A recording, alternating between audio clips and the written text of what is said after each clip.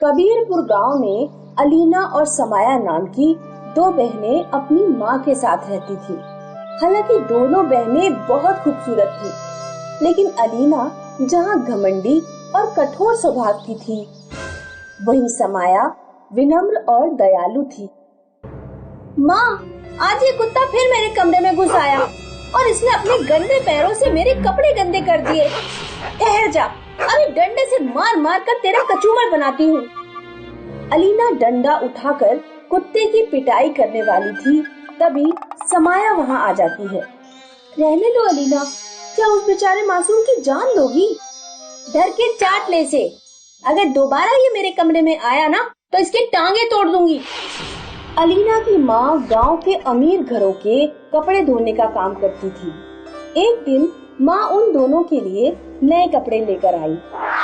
यहाँ आओ अलीना और समाया, देखो मैं तुम दोनों के लिए नया सूट लेकर आई हूँ। ये लाल वाला तुम्हारा है और हरा वाला समाया तुम्हारा। समाया के लिए इतना सुंदर सूट ले आई और मेरे लिए ये सड़ा हुआ उठा लाई। ये तो क्या कह रही है बेटा, दोनों ही सूट बहुत सुंदर हैं। अलीना, अगर तुम्हें ये वाला पसंद है तो तुम ये वाला ले लो, मैं तुम्हारा वाला ले लूंगी। एक दिन माँ बीमार पड़ गई तो उसने लड़कियों से कहा, अलीना, समाया, सेठ जी के घर के कपड़े पड़े हैं, जरा इन्हें धो दो, मैं पहुंचा आऊंगी। मैं नहीं धो रही, मेरे हाथों की सुंदरता खराब हो जाएगी। आप चिंता न करें माँ, मैं धो दूंगी और पहुंचा भी आऊंगी। कुछ दिनों बाद माँ की मृत्यु हो जाती है। कुछ दिन तो बैंक में जमा पैसों से अलीना समाया का खर्चा चल जाता है, लेकिन फिर बैंक अकाउंट के पैसे भी खत्म हो जाते हैं। अलीना, मैं एटीएम से आ रही हूँ, आज एटीएम से पैसे नहीं निकले, हमारे अकाउंट में केवल 50 रुपए रह गए हैं। अब हमें ही कपड़े धोने का काम करना पड़ेगा, वरना घर का खर्च नहीं चल पाएगा। तूने मुझे अपने जैसा उल्लू समझा है जो मैं कपड़े धोने का काम करूंगी? मैं कौशल से शादी करूंगी। ये शादी करने का सही वक्त नहीं है, पहले तो अपनी पढ़ाई तो पूरी कर लेती। और कौशल अच्छा लड़का नहीं है, मैंने कई बार उसे जुआ खेलते हुए देखा है। मेरी शादी के बीच में तू अपनी टांग मत अड़ा और कौशल यही रहेगा हमारे घर पर। अलीना कोर्ट में जाकर कौशल से शादी कर लेती है। कौशल की नजर अलीना और समाया के मकान पर थी। कौशल मन में सोचता है कि अगर मैं किसी तरह समाया को घर से निकाल दूं, तो इनका घर हड़पने में आसानी रहेगी। अलीना, देखो मैं आज तुम्हारे लिए क्या लाया हूँ, सोने का हार। अरे वाह, ये हार तो बहुत खूबसूरत है, मैं इसे करवा चौथ वाले दिन पहनूंगी। जब रात में अलीना और समाया सो जाते हैं, तो कौशल चुपके से सोने का हार समाया की तकिया के नीचे रख देता है। अगले दिन अलीना जब सोकर उठती है, तो वो देखती है कि अलमारी से हार गायब है। हाय राम, मेरा हार कहाँ गया? समाया के कमरे में ढूंढो, जरूर उसी ने चुराया होगा। अलीना समाया के कमरे में जाकर हार ढूंढती है, तो उसे तकिया के नीचे हार मिल जाता है। मुझे नहीं पता ये हार यहाँ कैसे आ गया। अरे चोर, झूठी मक्कार। अलीना, हमें इसे घर से निकाल देना चाहिए। अलीना और कौशल समाया को धक्के मारकर घर से बाहर निकाल देते हैं। माँ, तुम कहाँ चली गई? अब मैं कहाँ रहूंगी?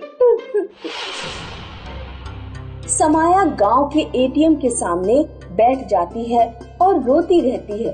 तभी एटीएम से एक आवाज आती है।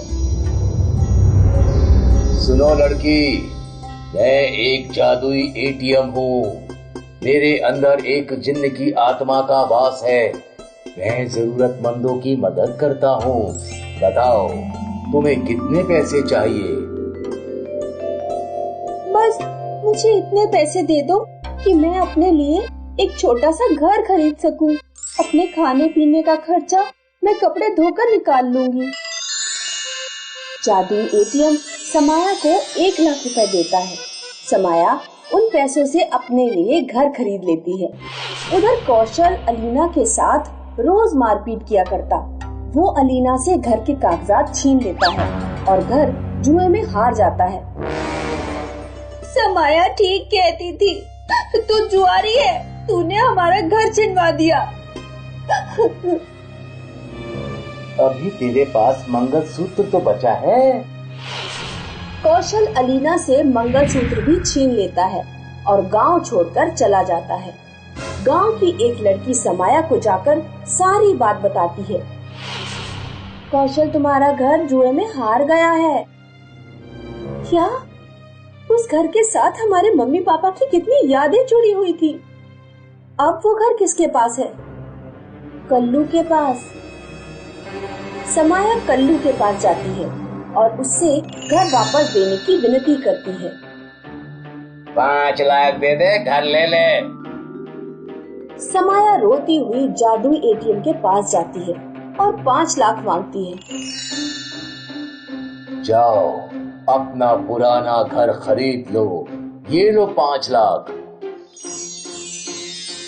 समाया 5 लाख कल्लू को देकर अपना पुराना घर वापस ले लेती है। उधर अलीना की हालत भिखारियों जैसी हो गई थी। एक दिन जब अलीना गांव के बाजार में भटक रही थी तो समाया की नजर उस पर पड़ गई।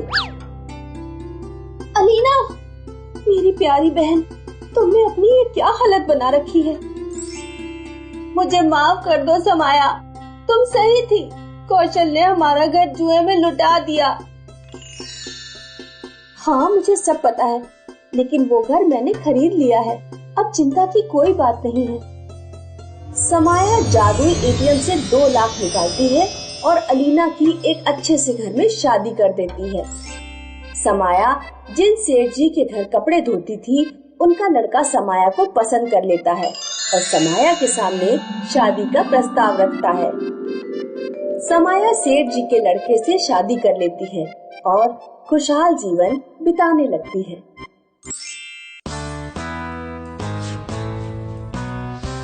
ढोलकपुर गांव में रामलाल अपने बेटे और बहू के साथ रहता था। रामलाल धोती कुर्ता सिलने का काम करता था। अरे ओ चंदन, अब तो शादीशुदा हो गया है बेटा, सिलाई सीख ले। चंदन वैसे तो गांव में घूमता रहता था, लेकिन कभी कभी 1-2 घंटे अपने पिता से धोती कुर्ता सिलना सीख लेता। कुछ दिनों बाद चंदन के पिता की मृत्यु हो जाती है। सिलाई का सारा काम चंदन ने संभालना शुरू कर दिया। कुछ सालों तक तो चंदन का काम ठीक चलता रहा, लेकिन फिर चंदन पूरे दिन खाली बैठा रहता। लोग कुर्ता पहनना धीरे धीरे बहुत कम करते जा रहे थे। एक दिन चंदन अपनी पत्नी से कहता है, धंधा बिल्कुल नहीं चल रहा, लोग रेडीमेड कपड़े खरीद रहे हैं, कपड़े सिलवाने वाले बहुत कम बचे हैं, समझ नहीं आ रहा क्या करूं।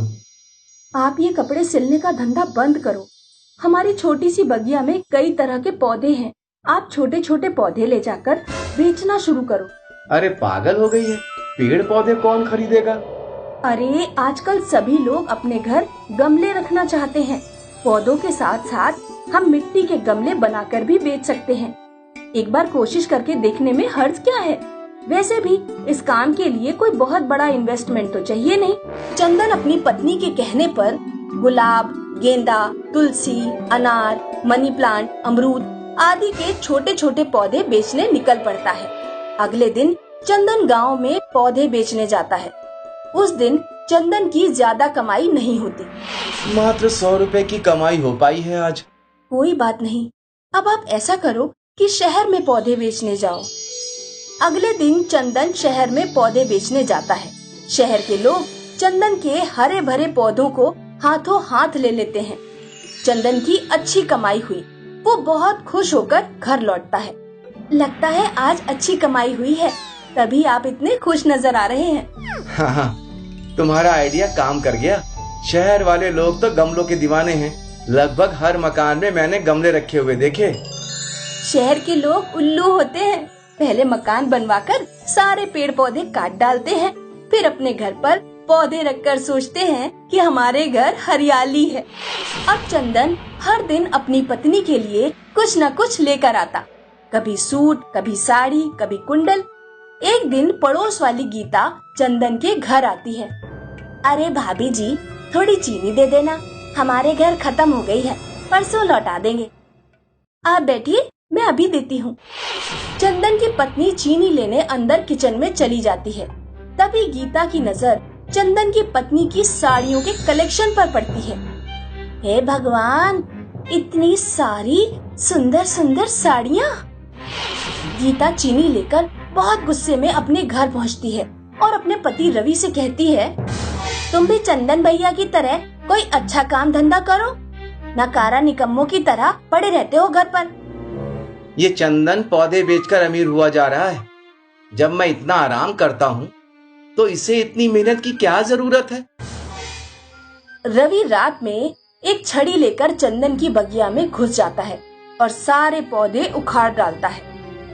अगले दिन जब चंदन और उसकी पत्नी बगिया में आते हैं तो देखते हैं किसी ने सारे पेड़ पौधे उखाड़ दिए हैं। हे भगवान, ये किसने किया? चंदन और चंदन की पत्नी बगिया में बैठकर रोने लगते हैं। तभी वहाँ एक देवी प्रकट होती है। देवी चंदन को एक मनी प्लांट का पौधा देती है। ये साधारण मनी प्लांट नहीं है, इसके हर पत्ते के साथ एक 2000 का नोट निकलेगा। यदि इसे किसी ने चुराया तो उसके लिए परिणाम भयानक होंगे। ऐसा कहकर देवी गायब हो जाती है। देवी द्वारा दिए गए मनी प्लांट को चंदन अपने घर पर रख लेता है। मनी प्लांट से रोजाना एक पत्ता आता और पत्ते के साथ एक 2000 का नोट निकलता। एक महीने में चंदन के पास 60,000 रुपए इकट्ठे हो जाते हैं। उन पैसों से चंदन एक नई बगिया लगा लेता है और दोबारा पौधे बेचने का धंधा शुरू कर देता है। ये चंदन के पास इतने पैसे कहाँ से आए? इसने तो पहले से भी बढ़िया बगिया लगा ली। एक रात रवि चुपके से चंदन के घर में झांक कर देखता है। चंदन और उसकी पत्नी आपस में बातें कर रहे थे।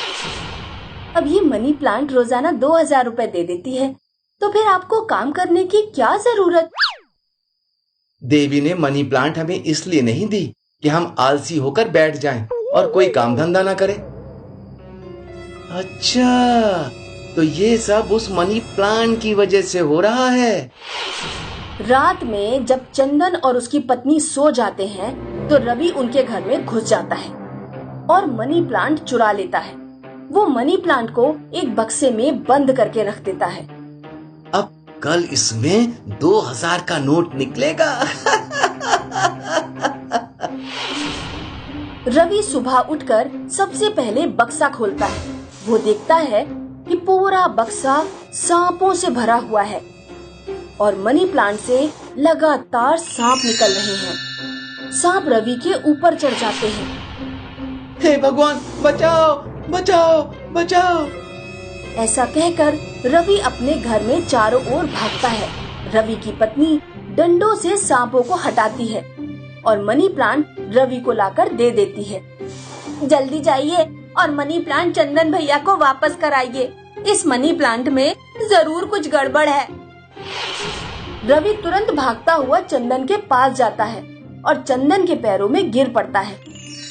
मुझे माफ कर दो चंदन, मैंने तुम्हारी मनी प्लांट चुराई। चंदन जैसे ही अपने हाथों में मनी प्लांट लेता है, सभी सांप गायब हो जाते हैं। ऐसा तुमने क्यों किया रवि? मेरे पास कोई काम धंधा नहीं है। अगर ऐसी बात है तो तुम्हें मुझे पहले बताना चाहिए था।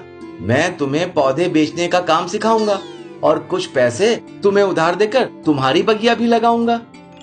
अब चंदन और रवि साथ साथ पौधे बेचने का काम करने लगते हैं।